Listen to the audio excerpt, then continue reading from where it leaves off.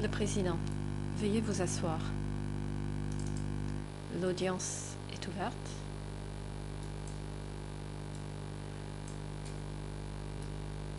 Et nous cédons la parole à l'accusation.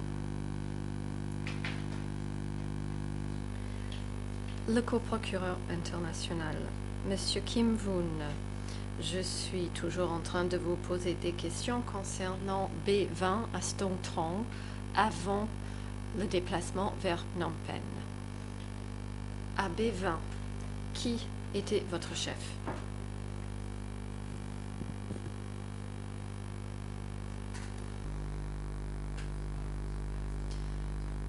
Réponse. À B20, c'était Ban, mon chef. Question. Et qui était le supérieur de Ban?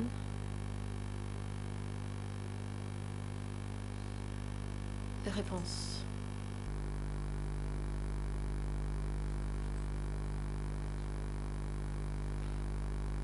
Il devait répondre à l'échelon supérieur, mais je ne sais pas de qui il s'agissait. Question. À B20, y avait-il un bâtiment qui constituait le siège? Réponse.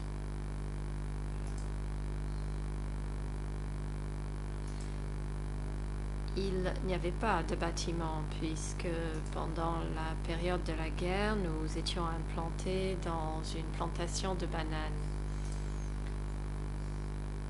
Le bureau devait être sous des arbres ou des EVA pour éviter des bombardements. En général, ces bureaux étaient dans des cabanes en toit de feuilles. Question, vous avez dit que Ban était votre chef. Qui avait la responsabilité de l'ensemble de B20? Qui était le supérieur? Réponse. C'est Ban qui était responsable de tout. Question. Pendant la période où vous avez été à Stong Trong, avez-vous jamais vu, et j'insiste sur le mot vu et non pas rencontré, avez-vous jamais vu des dirigeants au B20?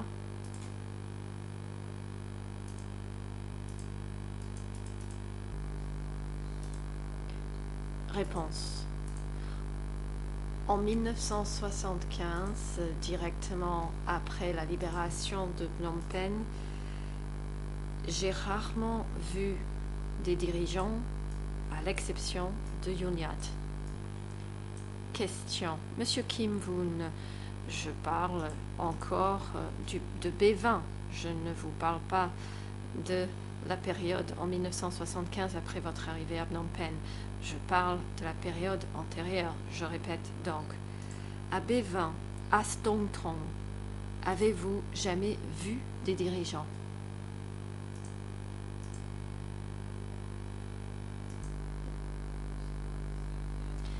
Réponse. Oui, j'en ai vu, mais seulement Madame Yoon Yat.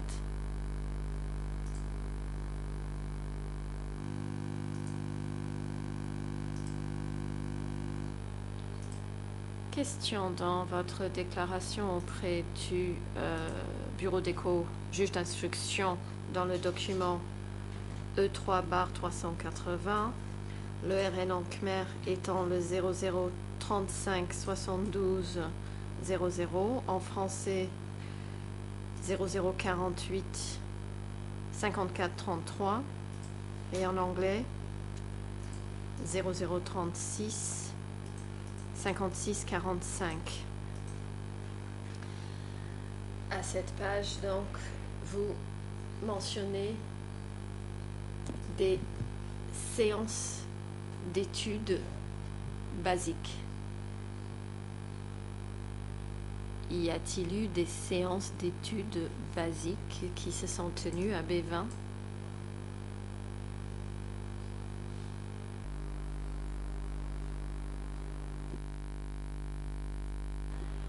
Réponse. En général, tous les combattants du front devaient participer à des séances d'études politiques pour apprendre à rassembler des forces pour libérer le pays.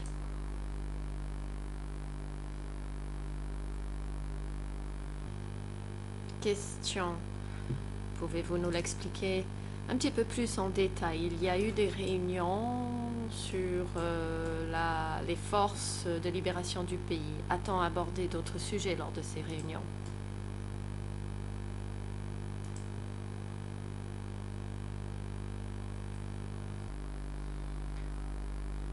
Réponse. Lors des sessions d'études, à l'époque,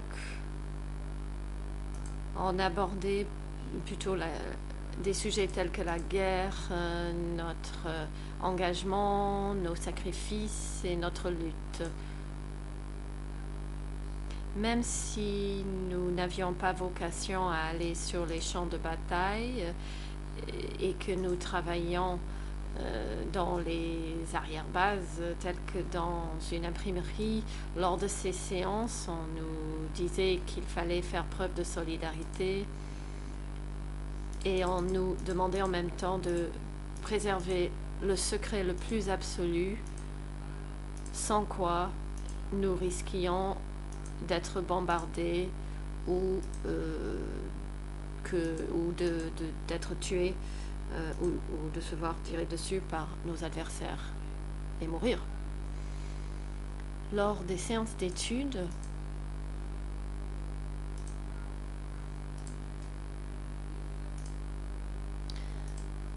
on nous parlait de vigilance et on nous expliquait comment remplir nos responsabilités.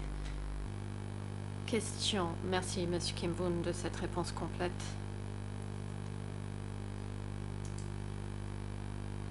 Lors de ces séances d'études, qui prenait la parole pour vous parler?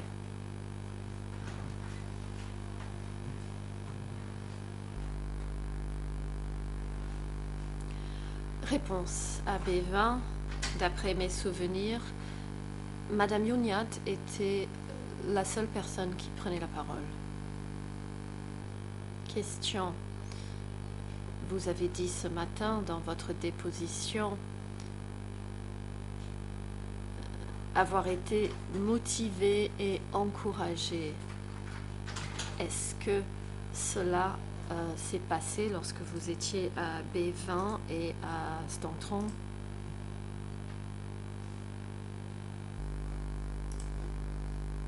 Réponse, oui. Question. Qui vous motivait et vous encourageait? Réponse. Comme je l'ai déjà indiqué tout à l'heure, c'était tout d'abord le frère Hem qui m'a encouragée. J'étais également encouragée par deux frères aînés qui travaillaient là.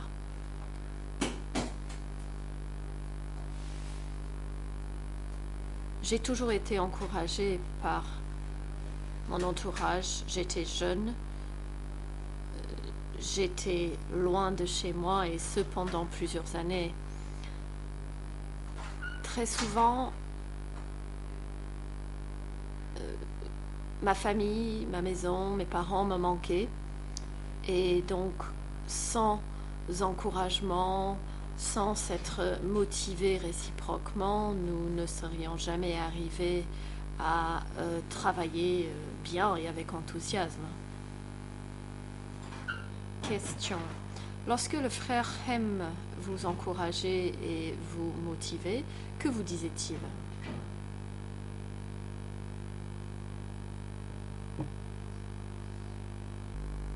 Réponse. Comme j'ai d'ailleurs indiqué précédemment, c'est ainsi que nous avons été encouragés. Question. Quand vous étiez à B20 à Stontron, Que se passait-il au moment du Nouvel An Khmer?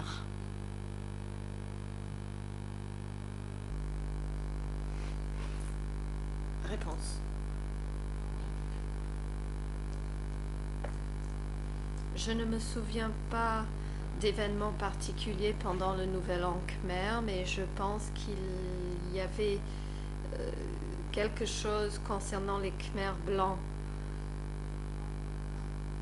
Après la victoire du Funk sur les champs de bataille, le problème des Khmers blancs était soulevé. Cependant, je n'avais aucune idée de ce qu'était ou de ce que pouvait être un Khmer blanc, mais on nous a dit, on a entendu qu'il y avait des combats impliquant ce groupe à l'arrière.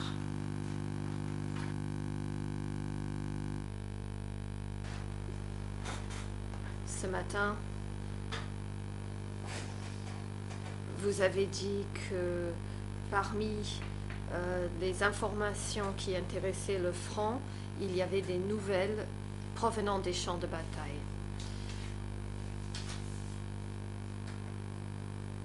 Donc, pour vous repérer dans le temps, nous restons toujours à votre arrivée à Phnom Penh comme repère temporel. Pour revenir en arrière, quelle a été la dernière nouvelle reçue des champs de bataille lorsque vous étiez à Stong Trong?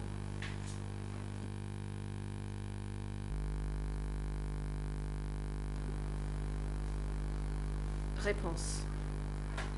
La dernière nouvelle reçue était l'attaque du 1er janvier.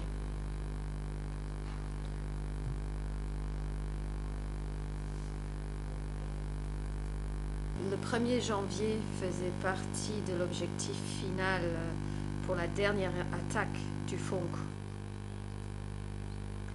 Quelle région du pays était attaquée le 1er janvier?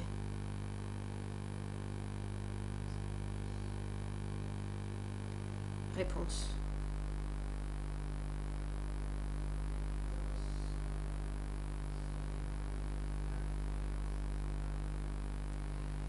Cela concernait les champs de bataille autour de Phnom Penh.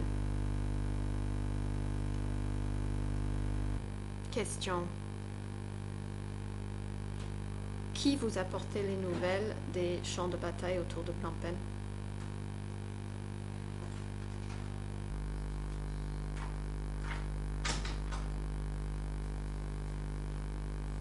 Réponse.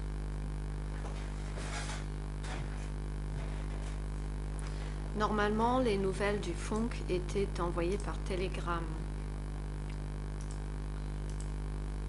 Ces télégrammes étaient envoyés aux dirigeants avant de nous être transmis. Les nouvelles à diffuser devaient provenir directement des champs de bataille en ce qui concernait la situation concrète à chaque champ de bataille. Question. Pendant les journées ayant précédé votre départ de Stong Trong,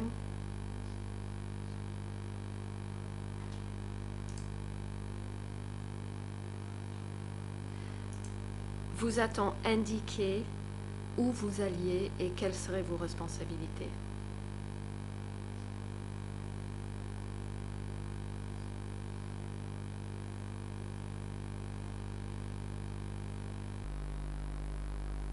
Réponse.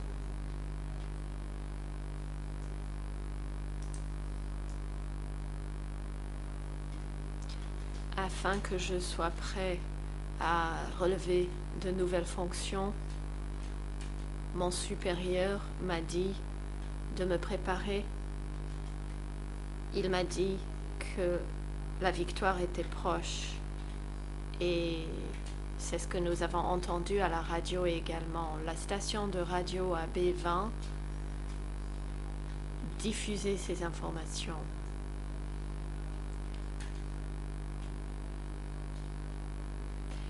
Et Les personnes travaillant à l'imprimerie travaillaient également à la station de radio. Ils occupaient deux fonctions, à l'imprimerie et à la radio. Question. Donc, lorsque vous étiez à B20, avant d'aller à Phnom Penh, ces diffusions radio à B20 se faisaient à quelle fréquence?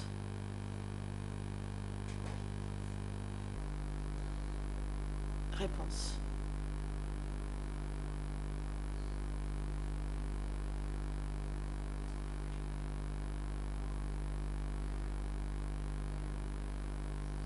Les radiodiffusions étaient quotidiennes. Elles commençaient le matin avec les informations provenant des champs de bataille. Question. Et pendant ces radiodiffusions, qui parlait?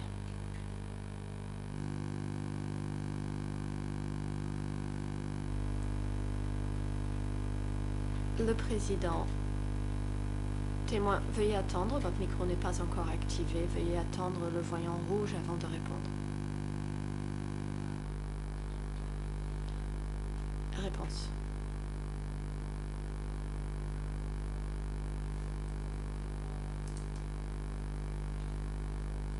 Pendant la période du front, 4 personnes lisaient les nouvelles, le camarade Pai, Son et Yates. Au début, il n'y avait qu'une seule femme. Par la suite, le camarade Moll a rejoint le groupe. Il y avait donc 4 lecteurs de nouvelles en tout. Question. Avez-vous jamais entendu des dirigeants s'exprimer à la radio?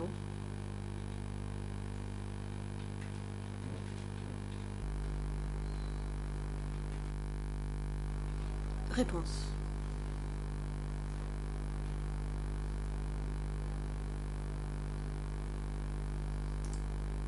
Il était rare d'entendre les voix des dirigeants lors des radiodiffusions, à l'exception d'une déclaration par une personne dont je ne me souviens pas, mais il y avait des déclarations des dirigeants. Question. Pour clarifier, il y avait des déclarations des dirigeants diffusées à B20, mais vous ne vous rappelez pas du contenu de ces déclarations? Est-ce que cela reflète bien vos souvenirs?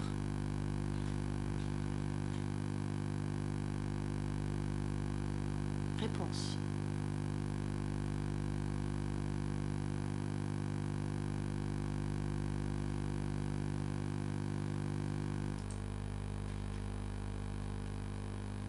Le procureur, je n'ai pas entendu de réponse. Je vous demandais de clarifier la chose suivante. Pendant que vous étiez à B20 à Ston Trong,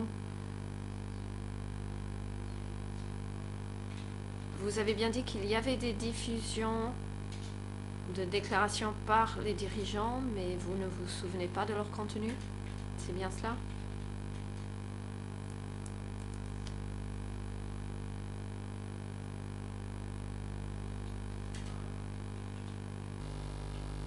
Le président.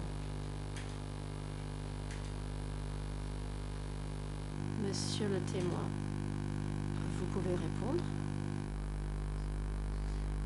Réponse. Oui. Question. Vous avez dit avoir pris un bateau pour arriver à Phnom Penh. Lorsque vous étiez à bord de ce bateau, saviez-vous où vous alliez, vers quelle ville?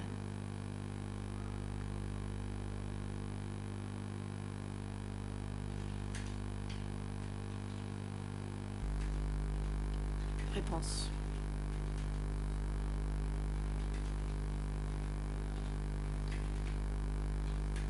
Nous sommes arrêtés à l'hôpital après avoir quitté Pragnam. C'est là où nous sommes arrêtés. Question, j'aimerais revenir aux radiodiffusions. Au sein du groupe radio à B20, il y avait combien de personnes?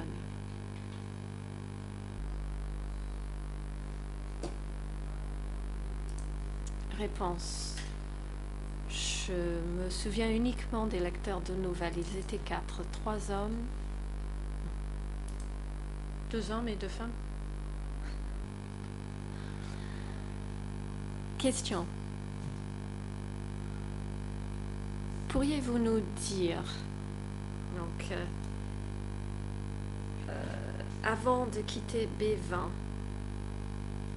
quelle a été la dernière publication ou rédaction sur laquelle vous avez travaillé? Réponse.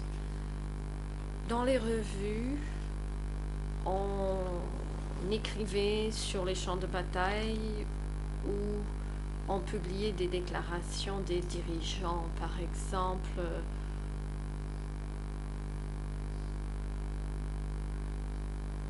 appelant aux combattants ou aux masses populaires de s'unir pour remporter la victoire. Question pour être bien clair, Monsieur Klimvoon. À ce moment-là, étiez-vous encore en train de recopier à la main des nouvelles manuscrites ou y avait-il des machines, des presses à imprimer, de quelque type que ce soit, à B20? Réponse. À B20, je devais encore écrire les textes à la main. Question. Vous avez mentionné des déclarations des dirigeants à B20, donc déclarations écrites des dirigeants.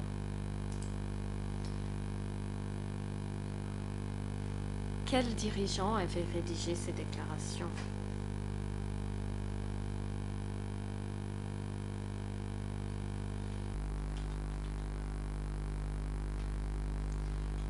Réponse. Je ne sais pas qui les a écrits. Il y avait plusieurs auteurs. Mais les déclarations principales étaient de M. Khieu-Samphan.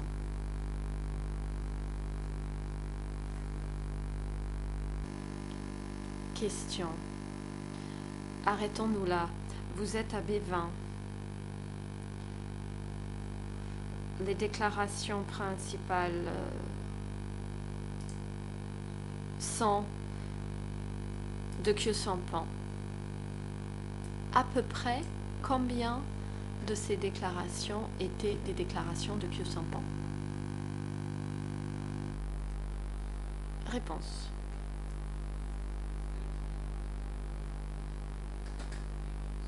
C'était des déclarations sur plusieurs pages. Je ne me souviens pas de toutes ces déclarations car je me souviens d'une déclaration contenant plus d'une dizaine de pages.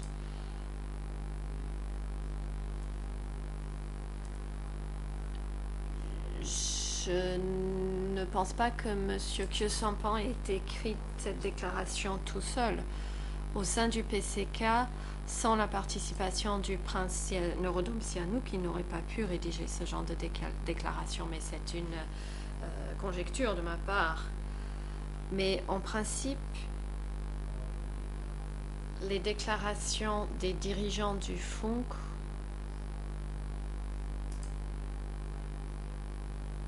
n'auraient jamais pu être écrites sans l'autorisation de l'ancien prince. Question. S'il y avait une déclaration de Khieu-Samphan, comment arrivait-elle à B20?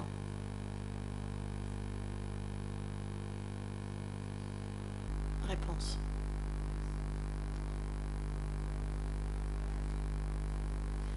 Des messagers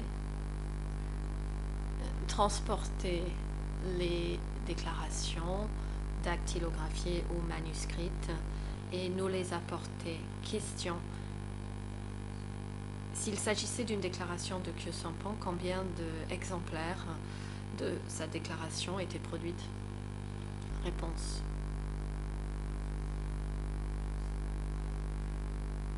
J'ignore combien d'exemplaires ont été faits.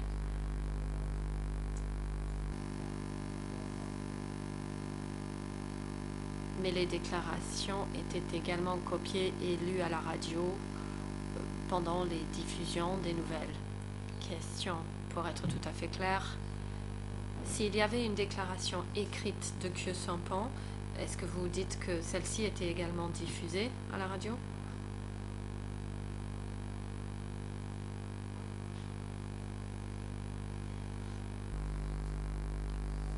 Réponse.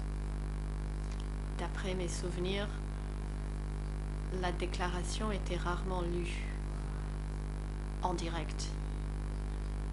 Normalement, cette déclaration était enregistrée et ensuite retransmise à l'antenne. Question. Était-ce la voix de Khieu Samphan qu'on entendait à l'antenne?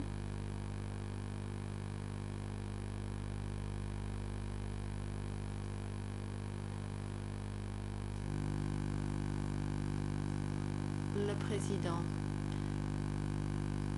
Témoin, veuillez attendre, le micro n'était pas activé. Allez-y. Réponse.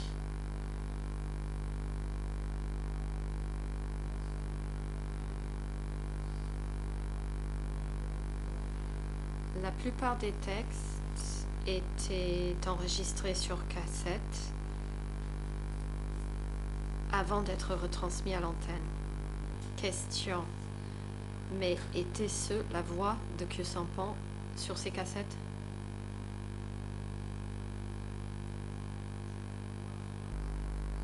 Réponse.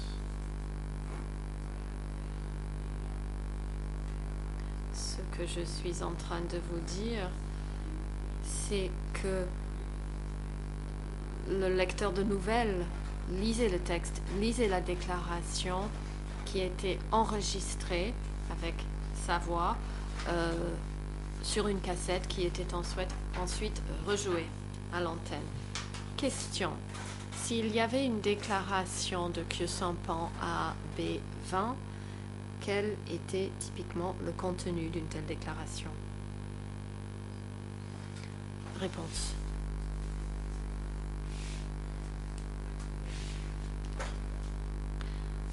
Ces déclarations concernaient essentiellement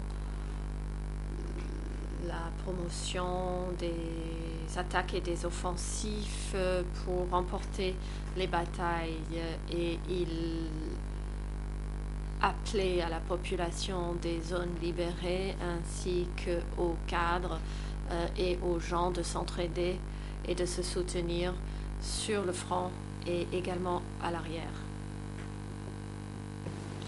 Thank you, Mr. Kim. Le coprocureur. Merci, je passe à un autre thème. Il s'agit des communications de manière générale.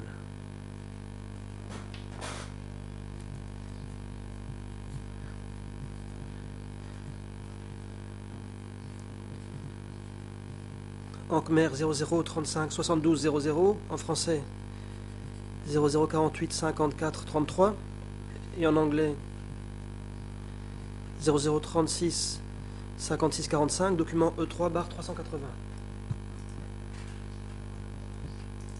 Ici, vous dites que l'échelon supérieur communiquait avec les échelons intermédiaires et inférieurs par lettre. Et vous dites que parfois les échelons intermédiaires et inférieurs étaient convoqués à des réunions afin d'y recevoir des plans. Premièrement, la question des lettres. De quelle manière les lettres étaient-elles envoyées par l'échelon supérieur?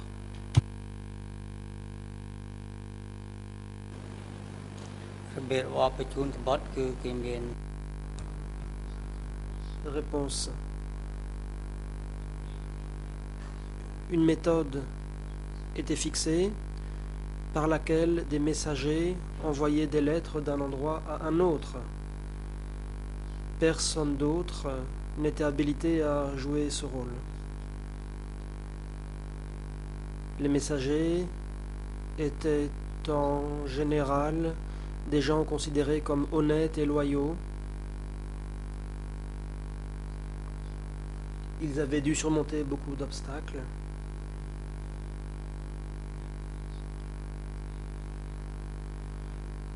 Pour la distribution des lettres, les messagers devaient maintenir un secret absolu. Question.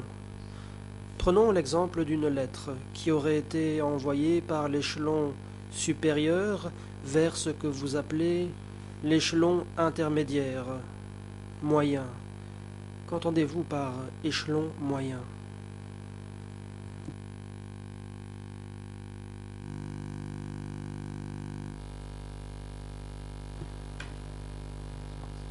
Le président.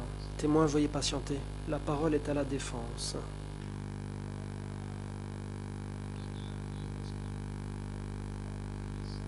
La défense. Monsieur le Président, désolé pour cette interruption, mais le coprocureur demande au témoin de faire référence à une lettre sans avoir précisé de quelle lettre il s'agissait.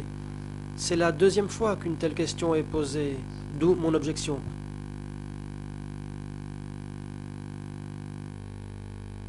Le coprocureur. À de nombreuses reprises,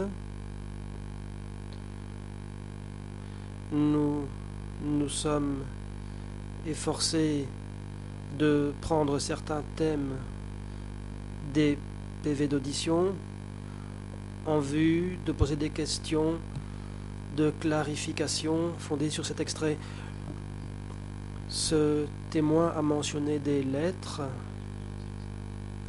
dans le contexte des communications, et tout ce que je fais, c'est simplement demander des éclaircissements afin d'aider la Chambre.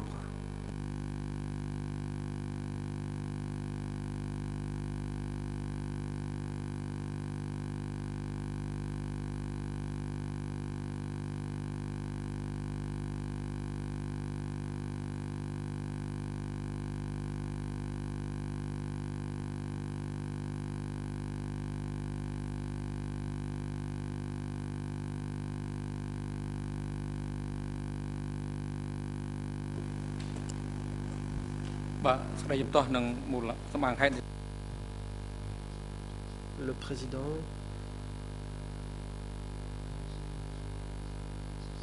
L'objection est rejetée. La Chambre souhaite entendre la réponse du témoin.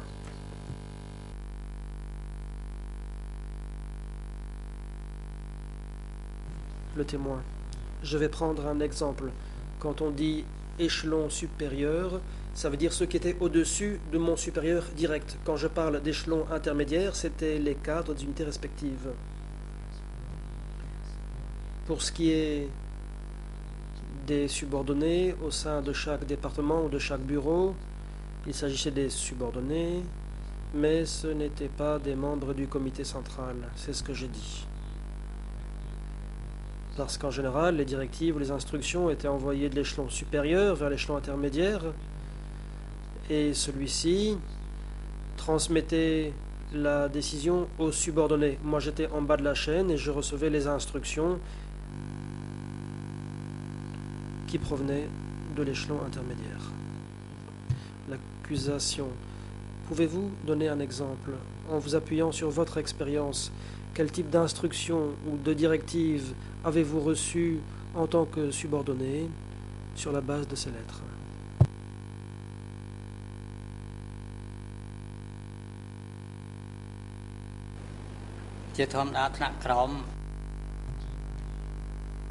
Réponse. De manière générale, à l'échelon inférieur, on ne recevait jamais de lettres.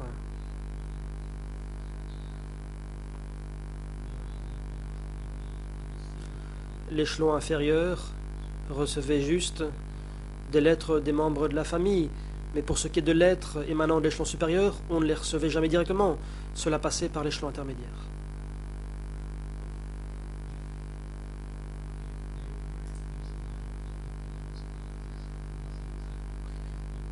Si c'était des documents personnels, il n'y avait rien de secret, mais si c'était des lettres qui venaient de l'échelon supérieur, il fallait maintenir la confidentialité la plus grande. Question. J'aimerais passer au thème suivant.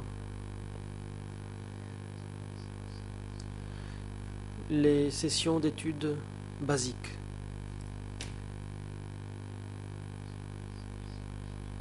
Mes questions ne portent pas seulement sur B20.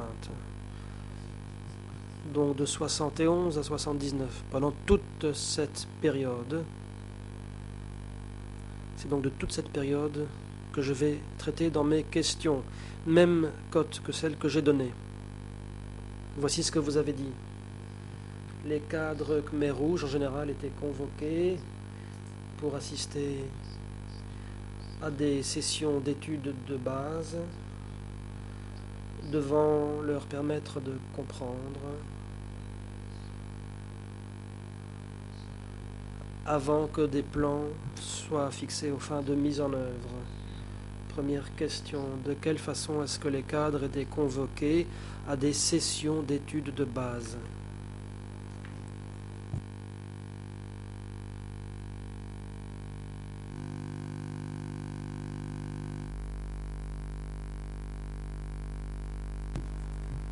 Réponse.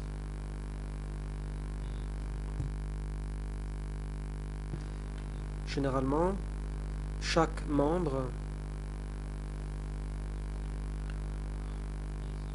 se faisait convoquer à des sessions d'études de base. Pendant toute cette période, les sessions de formation concernaient la formation politique, l'endoctrinement politique. Une fois que les gens avaient compris, ils étaient envoyés travailler sur le terrain.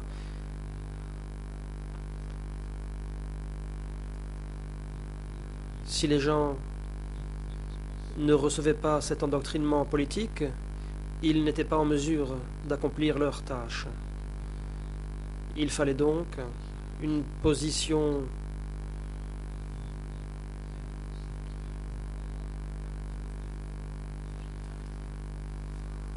clairement fixée avant que les activités ne puissent être accomplies. Donc nous devions comprendre les tâches qui nous incombaient. Les cadres devaient donc assister à ces sessions d'études de base.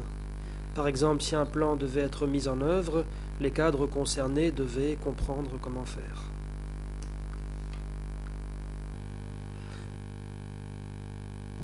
Question. Qui fixait initialement les plans?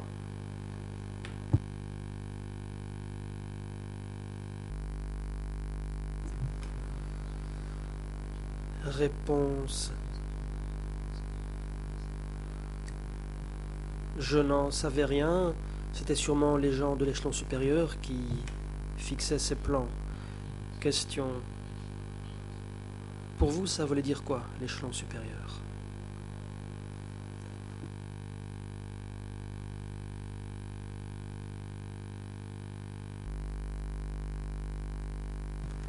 Réponse. L'échelon supérieur, c'était les hauts dirigeants.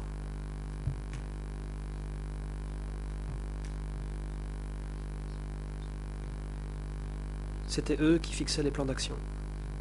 Avant qu'un plan ne soit mis en œuvre,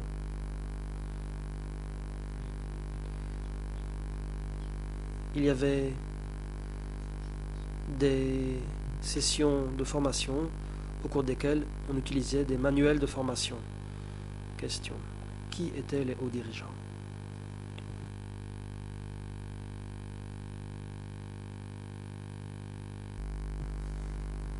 Réponse. À l'époque, j'étais jeune.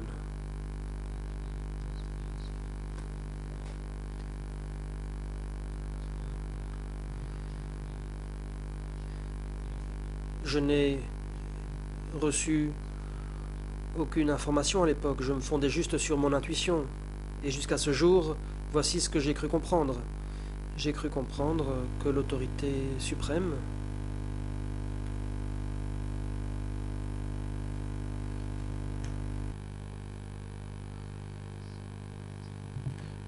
L'interprète de cabine française n'a pas entendu la fin de la réponse, ni d'ailleurs le début de la question du coprocureur.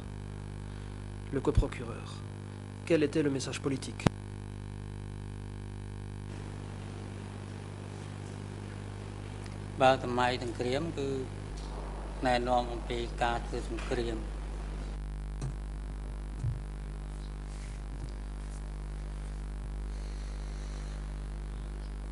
En temps de guerre, on nous apprenait à faire la guerre.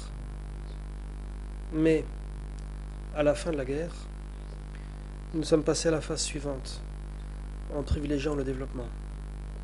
Mais, en période de guerre, nous n'avons parlé que des questions relatives à la guerre. Mais, pendant la période de paix, nous avons parlé de la reconstruction du pays et nous avons parlé de la défense nationale.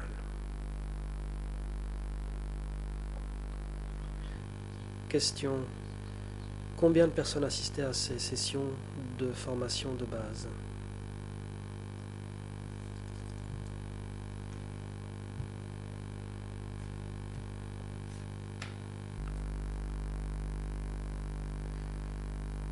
Réponse. Les sessions de formation, tant en période de guerre qu'en période de paix, rassemblaient les combattants de différents départements et bureaux. Tous recevaient une formation. Question. Concernant la période postérieure au 17 avril 1975, où avaient lieu les sessions de formation de base?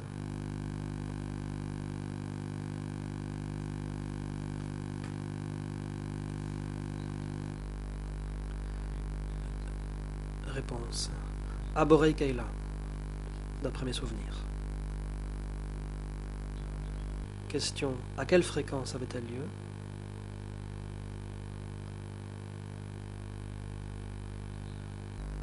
Réponse.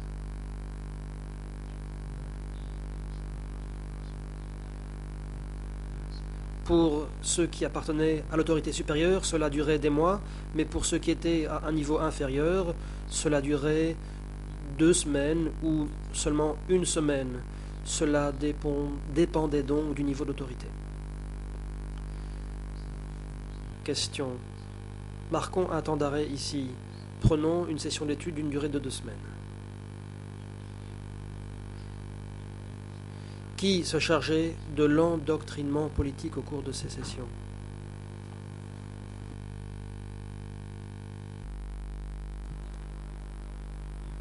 Réponse. Après 1975, j'ai été formé par les ministères, le ministère de la propagande, car je faisais partie de ce ministère. Il y avait une femme, Madame Youniat, qui était ministre, j'en ai parlé. Elle était ministre de la propagande et de l'éducation. L'endoctrinement politique était pris en charge par elle-même. C'était la seule personne à y prendre la parole au sein de ce ministère. Question. Si les cadres assistaient à une session de formation de base et qu'ils recevaient ces informations durant 2 semaines, qu'était-il censé faire, le cas échéant, de cette information?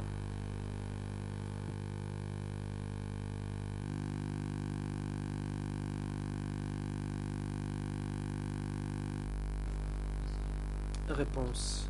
Comme je l'ai déjà indiqué, il n'y avait que 2 instructions. Premièrement, nous devions tout faire pour défendre la nation et pour reconstruire la nation. Par exemple, je travaillais à l'imprimerie, je devais donc travailler efficacement et bien travailler.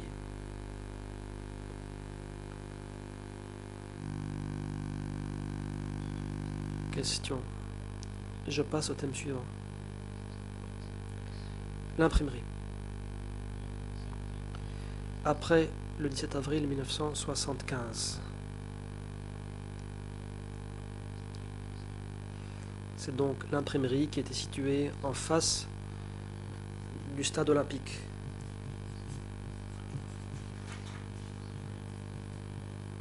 En khmer, 0035 71 97. En français, 0048 54 29 et 30. Document E3-380 et en anglais 0036 56 42. Vous avez dit ici, je cite, « J'ai été chargé d'organiser une imprimerie. Qui vous a confié cette tâche ?» តាមពិតទៅមកដល់ភ្នំពេញទេសនា Réponse. En réalité, quand je suis arrivé à Phnom Penh, il y avait des revues manuscrites que je produisais.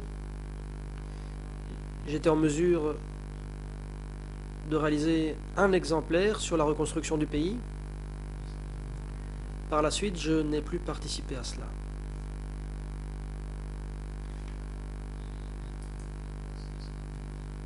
J'ai dû apporter mon assistance à l'imprimerie en vue de réaliser les préparatifs pour l'impression des revues et des journaux. Comme je l'ai dit, j'y étais essentiellement pour préparer les titres des articles, pour préparer certains clichés, et j'ai aussi contribué à la rédaction d'articles, en particulier pour ce qui est des titres des journaux.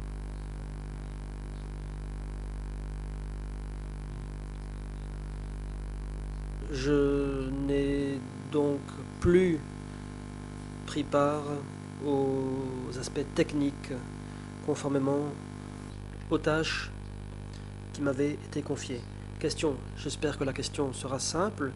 Qui vous a chargé de vous occuper de cette rédaction? រដ្ឋមន្ត្រីខ្ញុំ Réponse.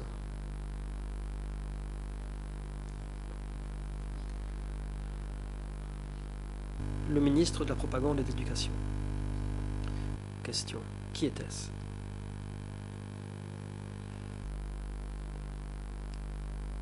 Réponse. C'était Yun Yat.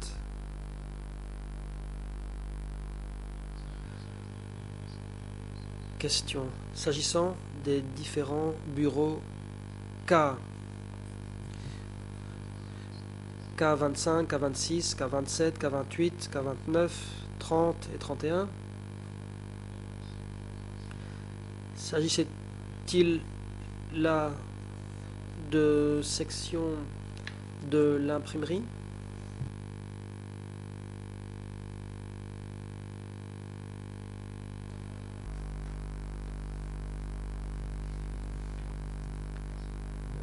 Réponse. K25 à 31 étaient des bureaux relevant du ministère de la Propagande et de l'Éducation. Toutefois, K25 était un bureau où travaillait la ministre.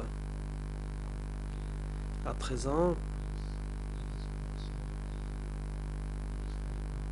c'est un bureau ministériel situé en face du stade olympique et l'endroit où je travaillais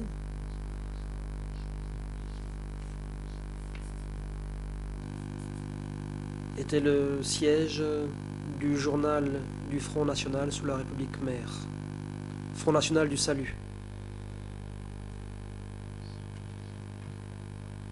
L'accusation. Le journal du Salut national que vous avez cité, s'agit-il d'un journal qui existait déjà à Phnom Penh avant votre arrivée ou non?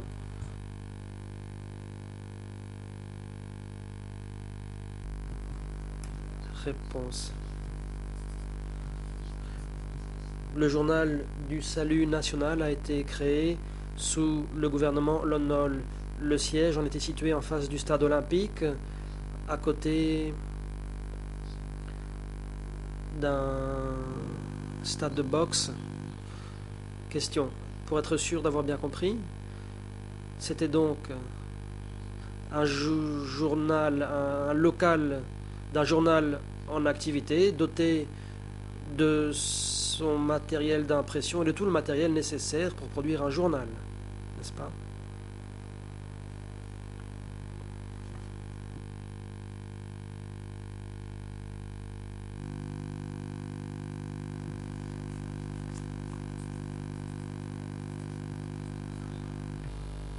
Le président. Témoin, veuillez répéter votre réponse. Le micro n'était pas allumé. Le témoin. Effectivement,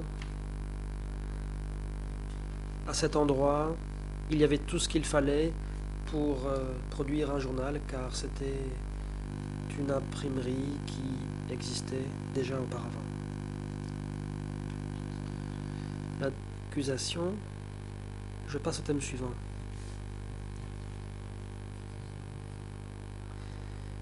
Que produisait K25 et comment?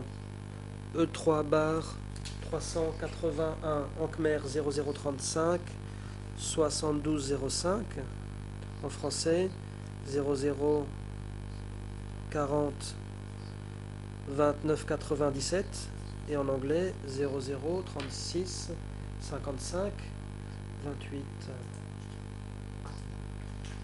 Vous avez dit que K25 publiait l'Étendard révolutionnaire et la revue Jeunesse révolutionnaire.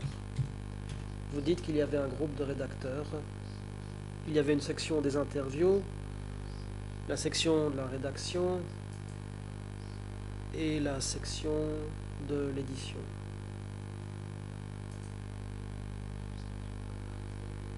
Monsieur.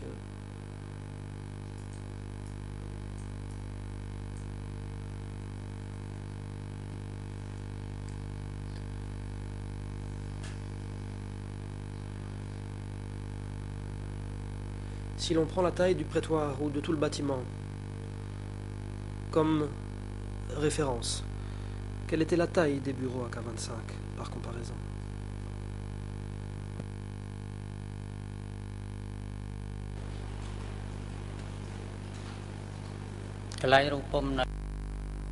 Réponse.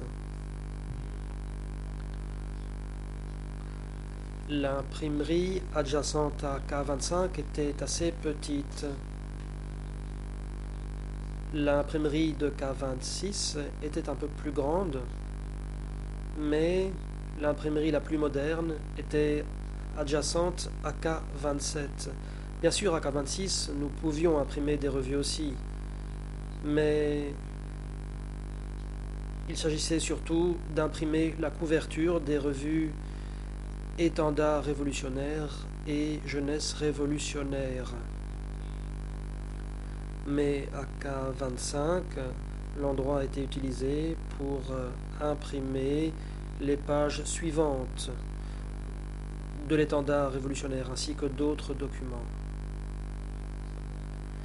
Concernant la couverture, elle était imprimée à K26. À K27, on a imprimé certains documents en langue étrangère, y compris en anglais et en français également. Question. Parmi les 4 sections de K25 que vous avez citées, dans quelle section travaillez-vous? Réponse. À K25, j'ai tout d'abord travaillé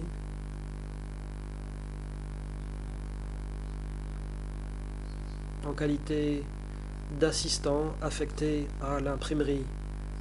Comme je l'ai dit, j'étais chargé de contribuer à la préparation des titres des différents articles.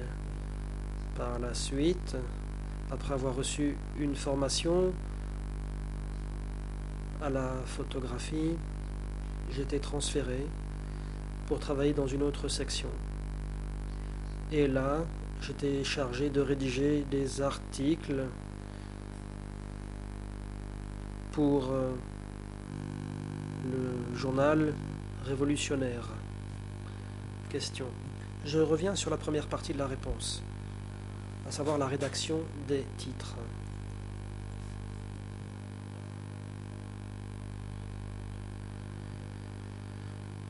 Deviez-vous, comme je le pense, lire un document avant d'en trouver un titre? Ou bien est-ce que le titre vous était donné?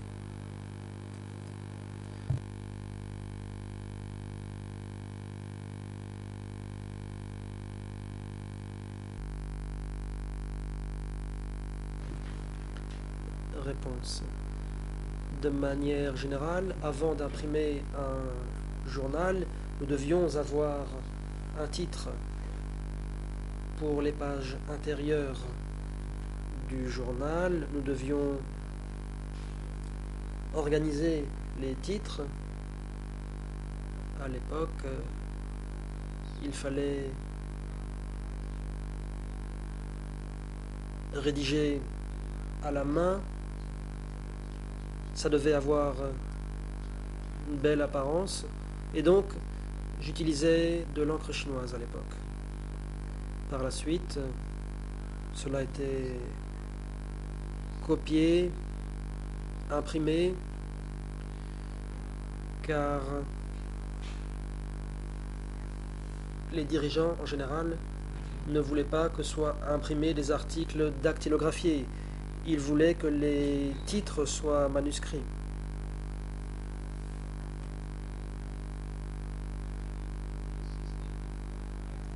Je n'ai fait qu'aider à la préparation de ces titres.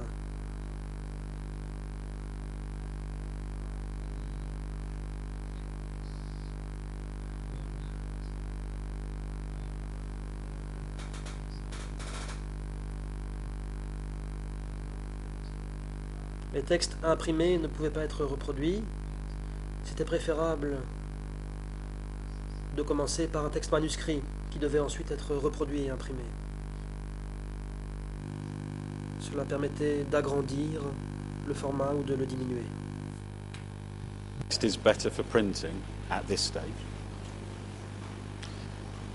My question was,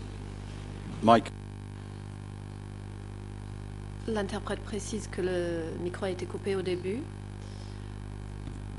Le procureur, si nous imaginons un papier avec des écrits sur ce papier et en haut, donc au-dessus de ce qui est écrit, il y a un titre. Qui rédigeait ce titre?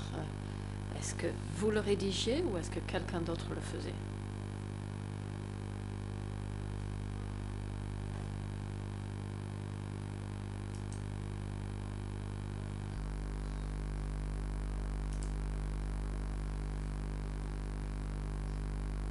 Réponse. Normalement, le ministère convoquait des réunions d'auteurs pour qu'ils réfléchissent ensemble aux meilleurs titres pour les revues. Nous rassemblions les informations et puis il y avait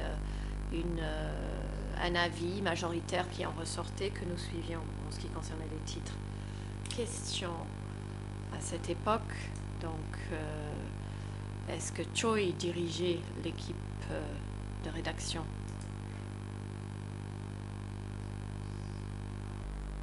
Réponse.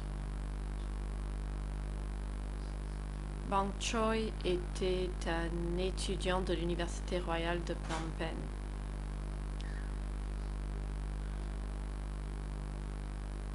Pendant ces 3 années, des personnes ayant rejoint la résistance étaient d'anciens professeurs ou d'enseignantes. C'est pour cela qu'il a été recruté pour travailler à l'imprimerie et aider à écrire des articles. Choi a été promu chef de cette entité. C'était un ancien de la résistance à Phnom Penh. et il a donc été nommé chef de l'unité.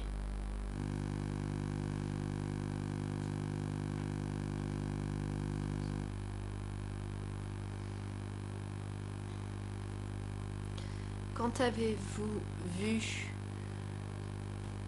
une page de couverture d'un numéro de la revue Étendard révolutionnaire pour la première fois? Réponse.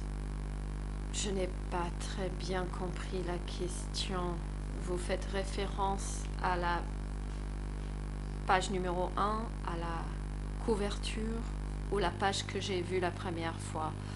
Le procureur, j'ai mal formulé la question, Monsieur Kim Voon, je vais le reformuler.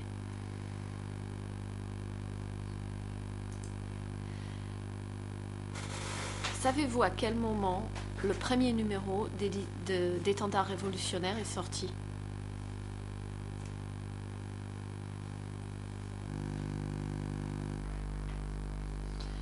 Réponse.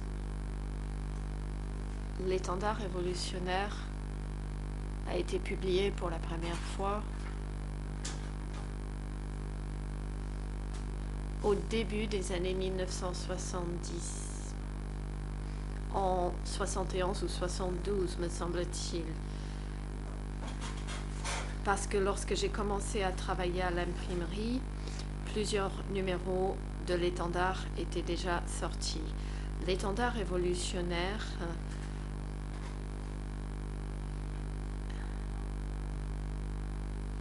il y avait l'Étendard révolutionnaire et la jeunesse révolutionnaire, mais ces dernières n'existaient pas encore à l'époque. Cependant, je ne me souviens pas très bien si ces revues étaient déjà publiées en 1971 ou 1972. Je sais que certaines revues à destination du front étaient déjà imprimées à cette époque. Question, je passe au thème suivant. La source du contenu de l'étendard révolutionnaire E3 381 en Khmer 0035 72 05 00 en français 0040 29 98 et en anglais 0036 55 28. Vous avez dit que les auteurs, les écrivains, provenaient du centre du parti. Qui étaient les rédacteurs du centre du parti?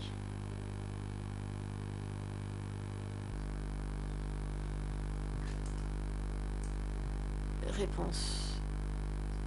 Je n'en sais rien. Je pense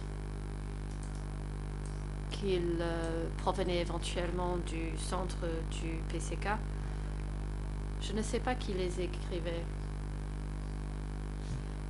Cependant, dans des annotations ou des révisions des revues, j'ai remarqué qu'il aurait pu s'agir de l'écriture de frère Paul. Le président, monsieur le témoin, vous devez ici dire la vérité et rien que la vérité. Vous n'êtes pas autorisé à spéculer en déposant ici.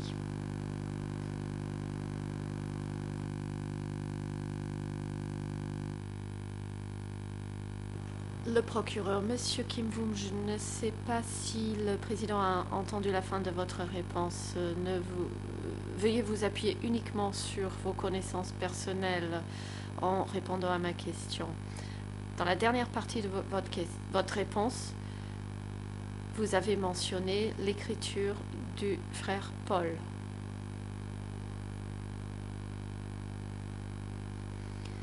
D'après vos connaissances, et sans vous appuyer sur une source quelconque, êtes-vous en train de dire que vous avez reconnu l'écriture du frère Paul?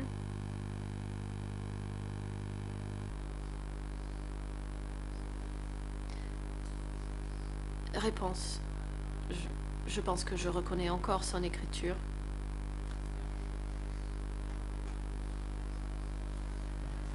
Parce que les documents qui me servaient de source pour ce que je devais rédiger comportaient des annotations dont certaines étaient apportées par Pol Pot. Question. Pendant toute la durée pendant laquelle vous travaillez sur des documents écrits, avez-vous reconnu l'écriture d'autres dirigeants quelconques?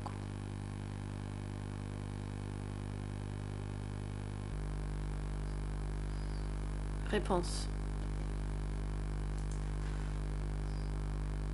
C'est quelque chose que j'ai appris plus tard. Avant, je n'en avais pas connaissance. Pour ce qui y a de l'étendard révolutionnaire, les cadres des échelons inférieurs n'auraient pas pu écrire ce genre de texte, car ceci concernait les lignes politiques, les théories et l'idéologie. Et personne parmi les échelons inférieurs n'avait les connaissances leur permettant de rédiger ce genre de texte. Donc je crois qu'il provenait des dirigeants.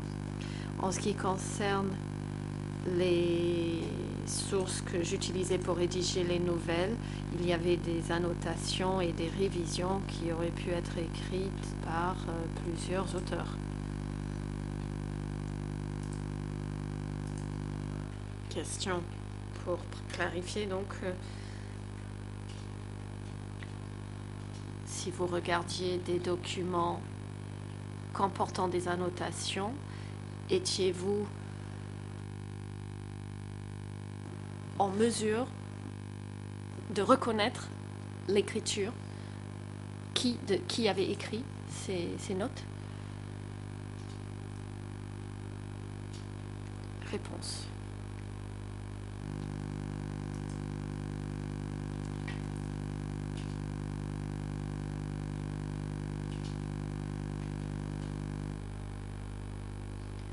L'accusation, Monsieur Kemvoon, je n'ai pas entendu de réponse. Souhaitez-vous que je reformule la question?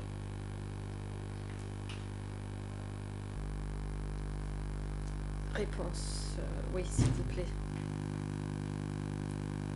Question. Ma question était celle-ci. En ce qui concernait des documents écrits que vous avez vus pendant toute la période où vous étiez à l'imprimerie, sur lesquels il y avait des annotations, êtes-vous en train de dire que vous étiez en mesure de reconnaître l'écriture manuscrite des annotations?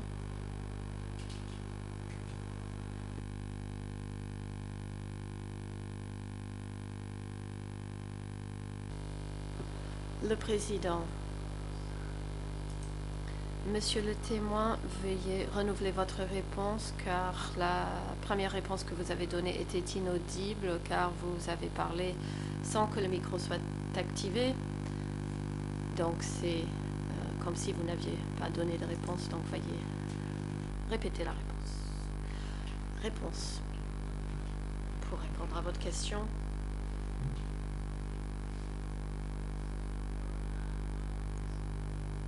J'ai pu reconnaître les annotations parce que, par exemple, si je devais m'inspirer de textes pour rédiger quelque chose, et si je ne comprenais pas les annotations apportées, je devais demander des explications. Très souvent, ces textes comportaient de brèves annotations que nous étions en mesure de reconnaître. C'est pour cela que je vous dis que oui, et que ces annotations étaient de la main de frère Paul.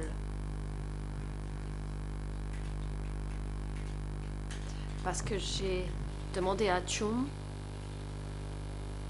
et ceux du Front posaient aussi des questions s'ils ne comprenaient pas le texte. Le président interrompt. Merci, monsieur le témoin, monsieur le coprocureur. C'est l'heure de suspendre les débats. Nous allons suspendre l'audience jusqu'à 15 heures. Huissier d'audience, veuillez raccompagner le témoin et l'aider pendant la pause. Monsieur le coprocureur,